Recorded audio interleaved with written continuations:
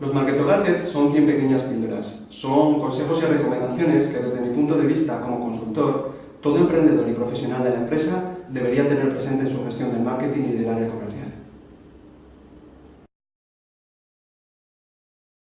En Marketing Cabinet llevamos 15 años en el mundo de la consultoría y somos consultores homologados en el acompañamiento a proyectos emprendedores por la Fundación Emprender en Aragón. En todo este tiempo hemos comprobado que hay una serie de consejos y recomendaciones que se suelen repetir prácticamente en casi todos los proyectos que hemos ido tutorizando. Los Marketo Gadgets son nuestra forma de aglutinarlos y de ponerlos al alcance de todos aquellos que quieran conocerlos. Buscábamos un nombre original y divertido. Al final, un gadget es una herramienta, es un pequeño recurso práctico e ingenioso que nos puede ayudar a la hora de afrontar una determinada situación. Y precisamente esta idea es la que queríamos recoger. Aglutinar herramientas comerciales y de marketing que ayuden en la aventura de emprender. Además, son un guiño a nuestra infancia y en concreto al famoso Inspector Gadget, que, si recordáis, disponía de todo tipo de recursos y complementos que empleaba para afrontar las diferentes situaciones por las que iba pasando.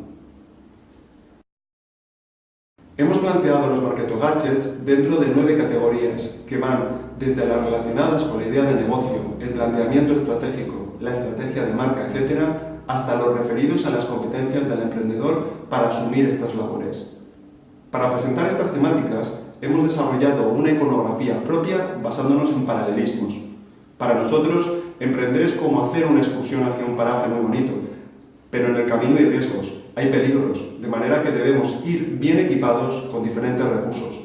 La brújula para encontrar el norte, el walkie para comunicarnos, los prismáticos para poder observar.